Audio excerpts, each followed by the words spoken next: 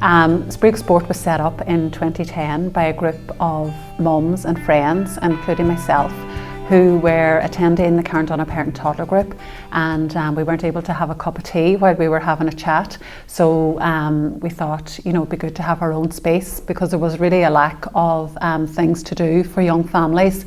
I had just moved back a couple of years previous, and I found it maybe a little bit isolating being at home all the time without without having a lot to do in the mornings. So this kind of was a driver behind us doing it. So in the summer of 2010, we looked about at all the different vacant units in Carndonagh, and we settled on one here at SuperValue. And in November, the 17th of November then, we opened our doors for the first time. We ran 3 classes initially, catering for 10 families and about 20 children. But really quickly, we discovered that everybody was really enjoying what we were doing in those 3 mornings, and then we were getting great feedback from everybody that was using it. So things just started to grow, and about 6 months later, maybe in the May time, 2 families came to us that had children with a disability, saying, we want our children to be included too. We don't have anything for them to do. So that just kind of began our journey of making sure that everything that we do here is fully accessible, and affordability was always a big factor as well from the outset. So here we are 8 years later, and we have services being provided from 3 separate units here at SuperValue in Carndonagh. We're delivering over 60 different classes every week, and we have a footfall in excess of 500. We cater for everybody from 0 right up to 90.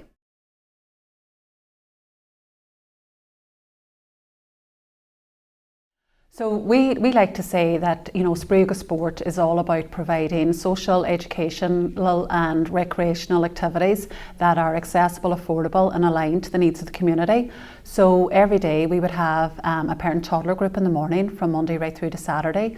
We would offer an awful lot of sort of prenatal support in terms of pregnancy yoga and antenatal classes, and then postnatal support in terms of a Mothers Together group and a breastfeeding group.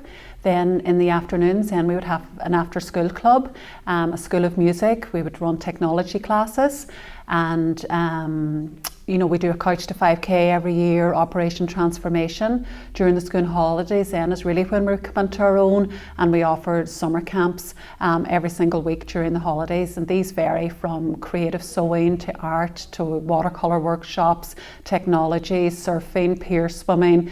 What we like to try and do is we just encourage customer feedback all the time, because we really and that's how we have done so well, is that we're always aligning ourselves to the community, and we're really on the ground. So when somebody comes to us and says, we would like such and such a class, we go out of our way then to try and deliver on that. So we're always doing different things. This summer, for example, what's new for us this year is we're going to be doing YouTube making classes one of the weeks now in August. So we're really looking forward to that.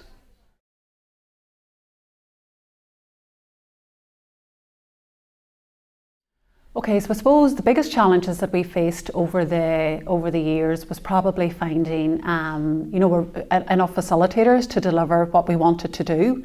I suppose from the early years, when it was all based on a voluntary board doing everything, it was getting to a place where we could afford to have staff. So that was a challenge. And I suppose for any organisation, is just making sure that you have enough funding coming in to pay out all your bills would have been another challenge. And I suppose another one then is that is space. We've grown out to take 3 units here at SuperValue, and we're looking to do more stuff, and it's trying to find suitable accommodation in Cairn. It has proven to be a challenge even still.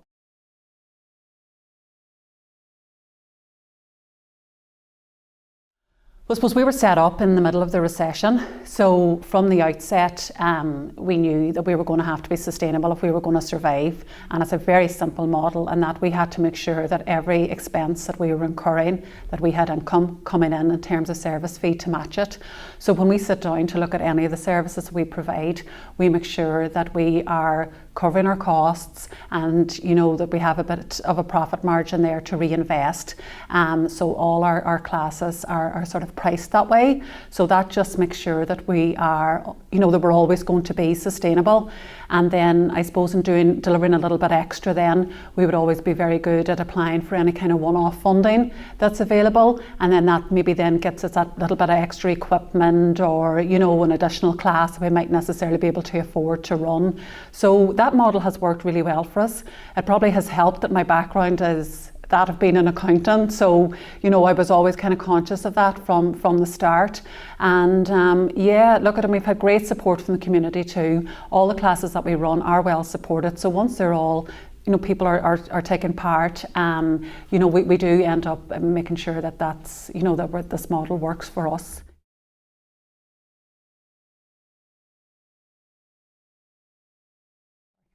Yes, so 3 years ago we decided then that we would open a charity shop to see how that would go, because as I was saying to you earlier, a big part of what we do is making sure that all our classes are fully accessible, and by that I mean that we'll provide special needs assistance support for any child that needs it, but we don't charge that parent anything extra. They just pay the normal fee the same as anybody else.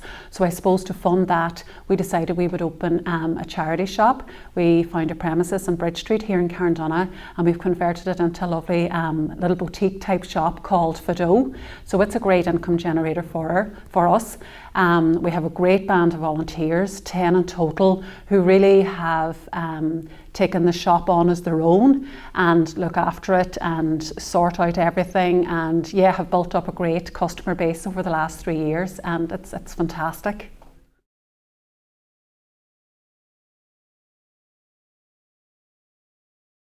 So our board is, highly skilled in different fields. So obviously we have, there's 2 of us with an accountancy background. We have an educational psychologist on board. We have a HR specialist, early years specialist, community development specialist as well. And everybody really plays their part. And then we obviously have representation from, families that are with a disability as well. So we like to think that we have a really skilled board that can look at things, I suppose, strategically, and that's why we've been able to, I suppose, to move on and grow as much as we have.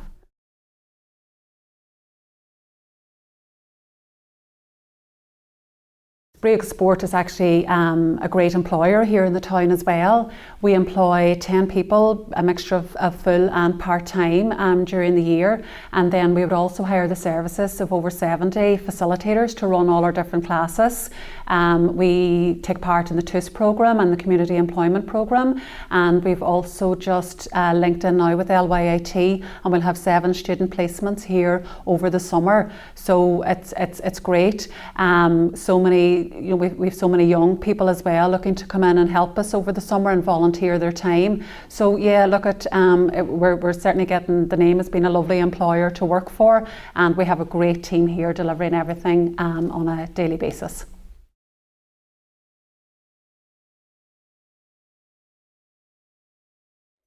Yeah, so we're really excited about what the future is going to hold now for Spraoi agus Sport. We have some fantastic plans now in our pipeline, which we're hoping to bring to fruition over the next 12 months.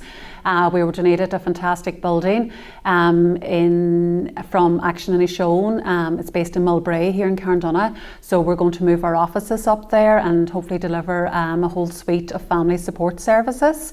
We're also looking at refurbishing a large building in Carndonagh Town Centre, because from there we want to set up in Ishone Fab Lab, digital fabrication laboratory linked in with the Nerve Centre in Derry. So this will bring sort of high-end technology to Carndonagh. As part of that too, we're going to set up a dedicated youth space for teenagers. Teenagers have great support in terms of all the sporting activities that's available here locally, but after that there's not a wide variety. So as part of this dedicated teenager space, we're hoping to have like a music room, mobile cinema, youth cafe, pool tables, table tennis tables. So it'll be supervised, being just a safe place for children or young people to hang out. As part of that as well, we're involved in a project called Collabora, and it's about bringing rural co-working model to Carndonagh. So yeah, we're really excited to be part of that, and so we'll provide sort of, you know, just co-working space and whatever, all of the things that come with that. And we're going to try maybe and have a little bit of a creative feel to it. You know, I think there's over 200 creative artists that live in Inishowen, so we're going to try and maybe draw them in as part of it, because a lot of the things that we do within Spraoi are all kind of based around the creative arts. As I mentioned earlier, you know, during the summer we'll have sort of filmmaking, photography, creative sewing, creative writing. So we're trying just to, I suppose, just consolidate that and bring it to another level then, with maybe getting some of the artists actually working there. And we just feel then by having a space where we have all this creativity and entrepreneurship going, and with the young people there as well, that we're hoping it'll instill sort of that kind of spirit within them, and that maybe instead of all of them leaving this area, that we'll be able to retain some of them here. So that's kind of, that's our big plans now for this year. So we're busy filling out the funding applications and doing all of that. But yeah, hopefully this time next year we will be in our new space.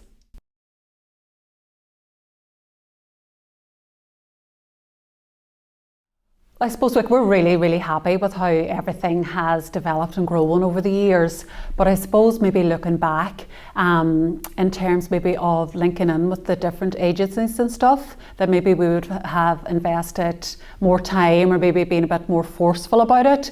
We did do it, but maybe just kind of like on an email or a phone call type of basis. We might have been just maybe a bit more forceful about setting up meetings and trying to, you know, get engagement that way. But I know a lot of times too, you know, everybody wants to see a track record and that you have done what you're saying you're going to do, you know. But looking back now, when I see the amount of support that we have from all the agencies now, and the amount of networking that we do and the benefits that that has brought, I suppose maybe it would have been handy if we had been able to do it, you know, from the outset. But other than that, you know, we just have fantastic support from the community and always have had. So that has always been great. Anything else I would do differently? Possibly maybe invest in an IT solution a lot quicker. It's something we're looking at right now, you know, all booking online and you know, a customer database and stuff. And that's the only other thing then I think it would have made life probably a lot easier for us, but we'll get there shortly, hopefully.